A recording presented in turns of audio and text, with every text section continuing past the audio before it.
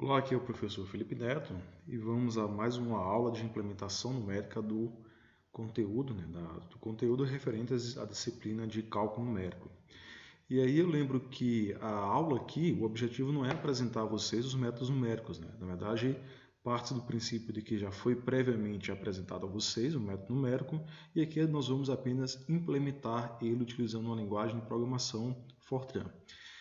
Vamos agora abordar a resolução de equações diferenciais ordinárias, nossa EDOs, utilizando métodos numéricos. O primeiro método é o método de Euler.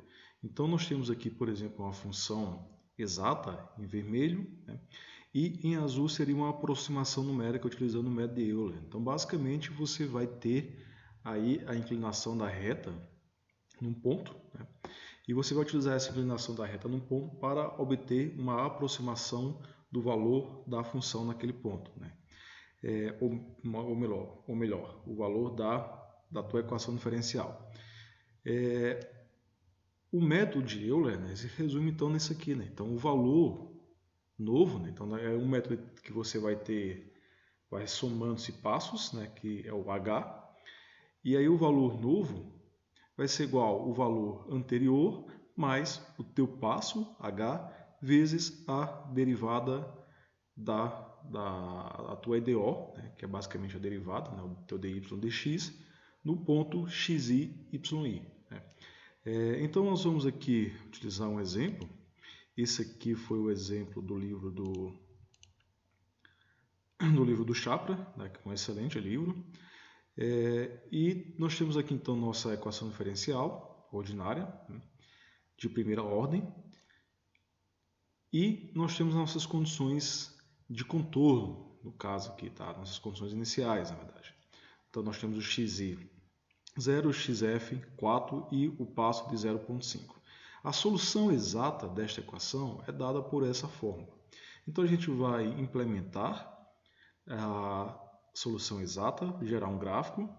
Vamos também implementar com esse passo aqui e depois vamos verificar o que ocorre quando a gente reduz o passo. Então, quando a gente reduz o passo, o que ocorre com a minha resposta? Melhora, piora, torna-se igual? E o quanto torna igual? O quanto é eficiente o método de Euler? Então, eu implementei já aqui eu implementei a resposta analítica. Então, já é conhecido de vocês, a implementação. Para gerar a minha resposta analítica, eu utilizei um dx bem pequeno, porque tem uma curva bastante suave. Então, utilizei aí um de 0,01, não é bem pequeno assim, mas pequeno. E aí eu tenho minha resposta analítica para comparar com a minha resposta numérica. E aqui eu salvei a minha resposta analítica. Já no método numérico, a nossa implementação, o que a gente vai utilizar? Vai utilizar essa fórmula, que é o nosso yi mais 1 igual yi mais a derivada da função vezes o passo, ou o contrário, o passo vezes a derivada. Então, tanto faz, a ordem não vai afetar. E aí o passo eu setei aqui, então o meu programa começa aqui, então eu coloquei minhas condições iniciais, o meu x inicial e o x final, de 0 até 4. O meu y no x0, então o meu y inicial é este aqui, e o meu passo. Eu assumi aqui o valor do x inicial para calcular a resposta analítica, e após calcular a resposta analítica eu fiz a mesma coisa, porque depois que calculou a resposta analítica, o meu x não é mais o xi, é o xf. Então eu tenho que voltar para a minha condição inicial. Então eu voltei para a minha condição inicial e atribuí o valor do y inicial ao meu y útil. Com isso, então, eu calculo aqui a minha derivada, minha EDO, meu dy de x, e utilizo para obter o meu y. Então, o meu y mais 1 é igual ao yi, que é o anterior, mais dy dx vezes h. E aí eu vou adicionando o meu incremento do passo e vou atribuindo o valor de y recém-calculado para o y útil para ele e atualizando o meu valor. Então, gerei o gráfico utilizando o método de Euler, né? Percebam que é um método bastante simples ele. E aí o resultado é este aqui. Tá? Então, em preto, nós temos a nossa resposta analítica e em vermelho, o método de Euler com passo de 0,5. Tá? Então, percebam que já existe um erro muito grande. Tá? Então, o método tem suas falhas, é o primeiro dos métodos que nós vamos estudar. Não tem uma precisão, não tem uma acurácia, né? E o passo está muito grande também. Se a gente pegar aqui, ó, vamos agora, eu vou salvar aqui, método de Euler, colocar um passo de 0,01, né? Um passo semelhante ali ao que foi da analítica. Vamos ver o quanto melhora. Então, 0,01, ok? O nosso H, compilar e executar. E aqui, utilizando o meu GNU-Plot, eu vou adicionar mais um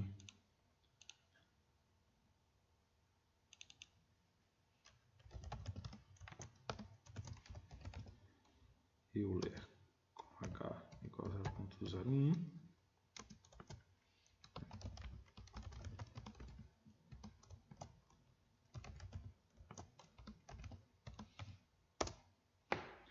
Prontinho. Percebam que melhorou bastante, né? Então, assim, ao aumentar, ou melhor, ao reduzir o meu passo, né? Eu reduzi bastante o meu passo, o método de Euler já se aproximou mais do método analítico. No entanto, ainda tem uma diferença significativa, né? Então, se a gente alterar os eixos aqui, deixa eu alterar o meu eixo para ver a diferença.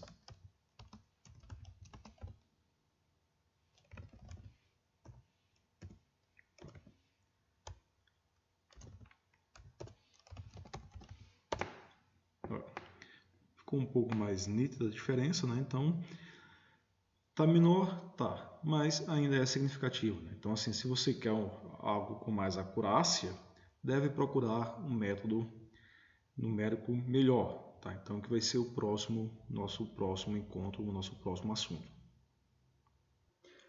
Continuando, então, com o conteúdo, vamos agora implementar o método de Range-Kutta de segunda ordem. E aí eu lembro que o método de Euler, o Euler, está dentro de um grupo de métodos chamado método de Range-Kutta. E aí nós temos o método de Euler, que é como se fosse um Range-Kutta de primeira ordem. Temos também o Range-Kutta de segunda ordem, de terceira, quarta, quinta ordem superiores, né? Quanto maior o grau, né? Quanto a gente aumenta o grau da ordem do nosso método, mais a maior vai ser a acuracidade ao resolver a nossa EDO. No entanto, a gente está adicionando aí um certo custo computacional, tá? E uma complexidade na resolução dos cálculos. Então, assim, geralmente, né, o que utilizam? Utilizam muito o Range-Kutta de quarta ordem, porque o de quarta ordem já tem aí um certo balanceamento entre a acuracidade e um custo computacional aceitável, né? Um bom custo computacional. Vou apresentar agora a implementação numérica do Range-Kutta de segunda ordem e vamos comparar com a forma analítica e com o Range-Kutta de primeira ordem, que seria o método de Euler. Então nós temos aqui a nossa equação, tá? Percebam que nós agora temos um segundo termo, um K2, que o K2 é dado por a derivada adicionando-se aqui o nosso x mais h e o y mais k1 vezes h. Tá? Ou seja, para calcular o K2, utiliza aí a informação do K1. Né? Então, assim, imagina como se, na verdade, o K1 fosse a inclinação do início, né?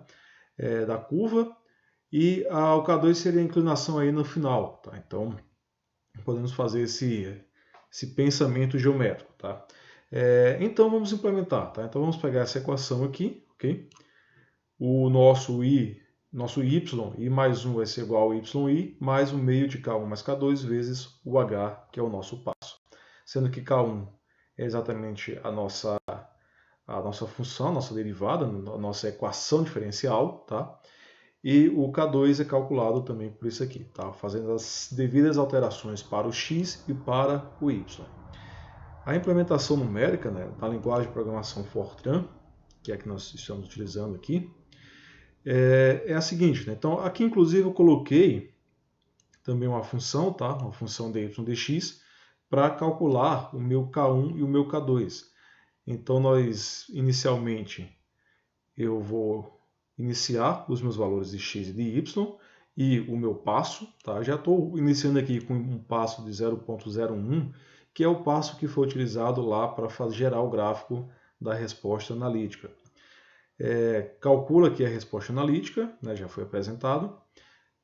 Inicio novamente o meu x igual ao xi, né? O x inicial, e aí eu utilizo o Rajkota de segunda ordem.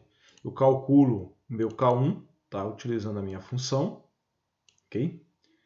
O meu function aqui, que é a nossa derivada, a nossa EDO. Então eu passo a informação de x e de y, e neste caso aqui a nossa EDO não está utilizando, não é explícita em y, né? E aí ele retorna o valor para K1. E depois eu calculo o K2, também utilizando aí o meu function, tá? E dessa vez, ao invés de passar o x, eu passo o x mais h, e ao invés de passar o y, eu passo o y mais K1 vezes h. Tá? Então é essa informação que eu estou passando através da minha função dy dx. Okay? E aí eu retorno o valor, atribuo a K2 e utilizo na minha equação. Né? Então y vai ser igual ao y anterior, mais 1 meio de K1 mais K2 vezes o passo. Okay? E aí eu faço compilo, né, e executo. Né? Percebam que ainda está bastante rápido o meu programa. E ao gerar o gráfico dos três, né, então tanto a resposta analítica, que está em preto, a de Euler, com o passo de 0.01 em vermelho, e a de Rajkota de segunda ordem em azul, com o passo 0.01. E aí percebam que a de Rajkota, segunda ordem, está praticamente em cima da analítica. Então, assim, nesse range, né, no range especificado, a gente não consegue nem diferenciar, né, a Rajkota segunda ordem da analítica. Vamos ver aqui se a gente alterar, um zoom aqui, a gente consegue notar uma certa diferença, tá? Então aqui, vou colocar de 0 a 0.5. Ainda não dá para notar uma diferença, tá? Mas existe uma certa diferença pequena, mas existe entre o Rajkota segunda ordem e a analítica, né? E aqui o passo já foi um passo bem interessante, né? 0.01. E percebam que já está bem ali em cima da analítica. Se eu utilizar um Rajkota terceira ordem, a acuracidade vai ser maior ainda, e quarta ordem vai ser uma acuracidade muito boa mesmo. Então, por hoje a gente fica por aqui, tá? Então, com essa implementação numérica do método de Euler e o Rajkota de segunda ordem, e até mais.